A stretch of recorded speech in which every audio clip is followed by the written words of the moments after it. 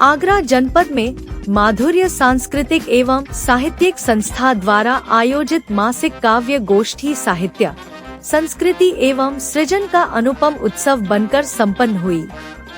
कार्यक्रम में नगर के प्रख्यात साहित्यकारों, कवियों, कवयित्रियों, साहित्य प्रेमियों एवं गणमान्य नागरिकों की गरिमा में उपस्थिति रही। कार्यक्रम का शुभारंभ संस्था की संस्थापिका एवं अध्यक्ष निशि राज जैन द्वारा प्रस्तुत मधुर एवं भावपूर्ण मां सरस्वती वंदना से हुआ। उनकी सुमधुर प्रस्तुति ने समूचे वातावरण को भक्तिमय एवं साहित्यमय बना दिया। कार्यक्रम के मुख्य अतिथि आकाशवाणी के कार्यकारी निदेशक अनेंद्र ने अपने उद्बोधन में कहा कि साहित्य समाज की आत्मा है। ऐसे साहित्यिक आयोजन भाषा, संस्कृति और मानवीय मूल्यों को जीवंत बनाए रखते हैं। माधुर्य सांस्कृतिक एवं साहित्यिक संस्था जिस समर्पण के साथ वरिष्ठ और नवोदित रचनाकारों को एक मंच पर ला रही है, वह अत्यंत प्रशंसनीय है। सितारगंज, तो वो सितारगंज में थे।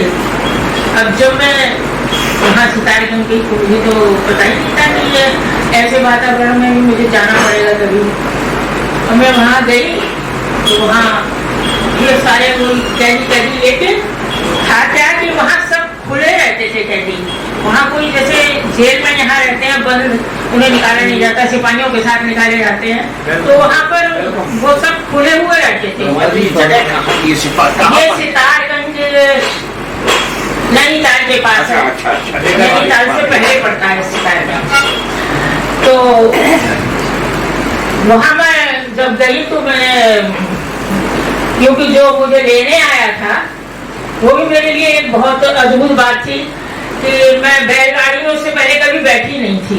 अच्छा, बैलगाड़ी जरा साहब भी थे साथ में और कैदी ही वो बैलगाड़ी चला रहे थे। और वही एक पक्का उन्हें बोलते हैं, जो ज्यादा दिन की सजा जिनकी हो जाती है तो उन्हें पक्का बोलने लगते हैं। तो दो पक्के साथ में थे और मैं जब वहाँ बदरिया ब्लॉक था एक, वहाँ पहुंची तो बैलगाड़ी लेकर वो पक्के वहाँ पर आ गए थे और वो भी साथ में थे। जगह साथ में तो बच्चे सब नीचे उतर के गए और उन्होंने उनको लिया और बैलगाड़ी में मैंने पूछा, मैं ये सोच रही थी कि कार होगी या जीप वगैरह होगी, लेकिन मैंने जब बैलगाड़ी देखी तो मुझे बहुत ताज्जुब भी हुआ। कैसे आएंगे?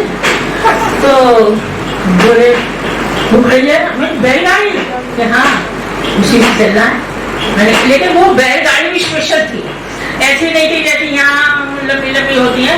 वो एक बहुत ही सुंदर तरीके से बनाई थी, वो कैदी उसको बनाते थे अलग। और बैल भी वो जो थे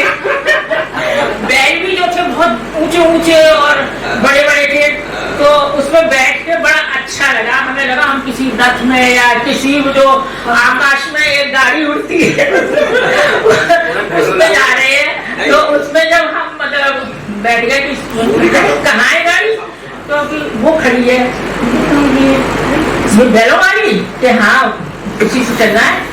मैंने कहा अच्छा ठीक है। तो हम लोग सब वहाँ बैलगाड़ी में बैठे और बैठ के उसकी बनावट भी अलग थी। सीट लगी हुई थी इसमें, जैसे बस में सीट लगी रहती है वैसी सीट लगी हुई थी। 4 लोगों को तो वहाँ वो बैलगाड़ी पे बैठ के चेकिंग करते थे, पूरे बहुत बड़े बड़े ब्लॉक होते थे तो चेकिंग करते थे। तो उसमें हम बैठ गए, बैठ के तो बहुत मजा आया। उसमें चारों तरफ जंगली जंगल और बीच में से वो गाड़ी निकल रही थी, तो वो बैल बहुत ऊंचे ऊंचे, तो बैठ के बहुत अच्छा लगा। हम वहाँ पहुंचे, लालर खास ब्लॉक का नाम था जहाँ पर हमें जाना था।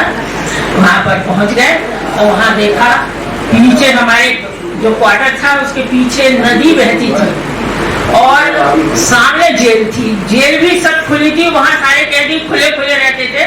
उनके पैरों में सिर्फ एक कड़िया पड़ी रहती थी, बाकी सब खुले रहते थे। और वही लोग अफसरों के घरों में काम भी वही लोग करते थे, जो भी काम होता था वही करते थे। तो हम वहाँ पहुंचे, वहाँ हमने सबको खुले देखा तो हमने भाग नहीं जाएंगे, ये खुले खुले रह रहे हैं, तुम घरों में काम करवाए। तो बोले नहीं, ये भाग नहीं सकते, इनकी सजा काफी कट चुकी होती है, थोड़ी रह जाती है, तब उन्हें सितारगंज जेल पर भेजा जाता है ताकि ये लोग भाग न जाए। तो वहां पर फिर हम गए, वहां हमने उनको देखा, तो हम मतलब वो दुनिया ही एक अलग दुनिया थी कि जहाँ पर सिर्फ दो तरह के लोग दिखाई दे रहे थे हमको। एक तो वो जो वर्दी पहने हुए थे और एक वो जो कैदी कड़ी पहन के इधर से उधर सारे वर्क वही करते थे सारे के। तो वो जिंदगी हमने देखी, जो शुरू में तो हमें बहुत डर लगता था उनसे, ये लगता था कि कभी आक्रमण करते हैं और कभी कभी ऐसा चांस भी ऐसा आया और कब ये किस तरह का व्यवहार करें, लेकिन उन्हीं के बीच में रहना था, उन्हीं के साथ रहना था, तो कब तक डरते, लिहाजा धीरे धीरे डर भी निकलने लगा और फिर वो हमारे घरों में ज्यादातर सारे काम वही करते थे, उन्हें निकाल लेते थे। फिर तो हम ऐसे आत्मीयता से रहते थे कि जैसे ये घर का शख्स है कोई, तो वो लोग यात्रा का संस्मरण। मध्य प्रदेश में उप संपत्ति कर अधिकारी के लिए मुझे जॉब मिला और वहां ज्वाइन करने के लिए मैं घर से निकला। देहाती वातावरण में पड़ा था, भक्कड़ मिजाज का। मैं ये नहीं सोचा कि रेल की यात्रा पे जा रहा हूँ तो मैं खेतों में घूमने जा रहा हूँ। सामान लेकर के जब ट्रेन के अंदर गया तो बैठ तो गया और आगरा कैंट से जाकर के वो झांसी पर रुकी। झांसी पर रुकी तो मन की थोड़ा सा नेचुरल क्वालिटी हुई, माँ देखा तो अंदर संगा सब कुछ ठसा गई। मैं नीचे उतर के आया, जितनी देर लगी उतनी देर में खत्म हो गया गाड़ी का। अब इतनी देर में गाड़ी की सीटी लगी और गाड़ी चल दी। गाड़ी चलती, मैंने पीछे मुड़ के देखा, मैं दौड़ा गाड़ी के साथ।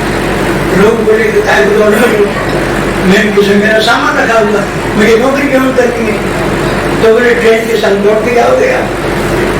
मैं कोशिश करता हूँ। अब दौड़ करके भगवान की कृपा से शरीर में दम थी, मैंने देर लगाई तो उस डिब्बे तक पहुंच तो गया और वहां भी लटके थे लोग, हत्था पकड़ करके वो पैर रखने लायक जगह नहीं थी। मैंने कहा भैया इसमें मेरा सामान है, मैं आना चाहता हूँ, आ जाओ, उनको मना करें। अब मैंने कि ये तो मना नहीं कर रहे पर मेरी हिम्मत नहीं, क्या करूँ। अब मैं फिर भी दौड़ता रहा। अब दौड़ते दौड़ते भगवान की कृपा थी, रेल के इंजन के पीछे वाले डिब्बे तक मैं पहुंच गया, जहाँ पे जॉइंट मिलता है इंजन का, उस डिब्बे का जो जॉइंट जहाँ मिलता है वहां मैंने देखा तो 2-3 लोग उस जॉइंट में बैठे। बोले कि बहुत जरूरी है कि आपका जाना। मैंने कि हाँ तो आ जाओ ना हमारे। तो देसी भाषा में कहूँ तो अनजाने होकर भगवान ने कितनी ताकत और कितनी मोह में बुद्धि दी, जिनको हाथ पकड़ के चढ़ गो और वो ऐसे करके जो मिलती है उसकी वो, उसमें 2 जने उधर बैठे थे, एक इधर था, उसके संग में अब इसके बाद इंजन जो कोयले का इंजन था, तब उसमें से चिंगारियां आती थी पीछे उड़ करके। बड़ा आनंद है प्रभु, धन्य है आपकी महिमा। ये शुरुआत में क्या आनंद आ रहा है। जब इसके बाद बबीना पे जाकर के गाड़ी रुकी और तब वहां से उतर के सबसे पहले डिब्बे का नंबर याद कर लिया था और वहां जाकर के पहुंचा तो इतनी भीड़ में कोई किसी की चोरी इसलिए नहीं कर पाता कि सबको मालूम है कौन का को होगा सामान, तो इसलिए सामान मुझे सुरक्षित मिल गया सब। और कुल मिलाकर के ये है, मुझे अपने प्रभु की याद आई। अदर धरी मुरली मधुर, राग सुधा सुखमूल, कट पीतांबर माल और सिर पर पक्ष मयूर। बहुत बहुत धन्यवाद। क्या कहनी है, क्या कहनी है।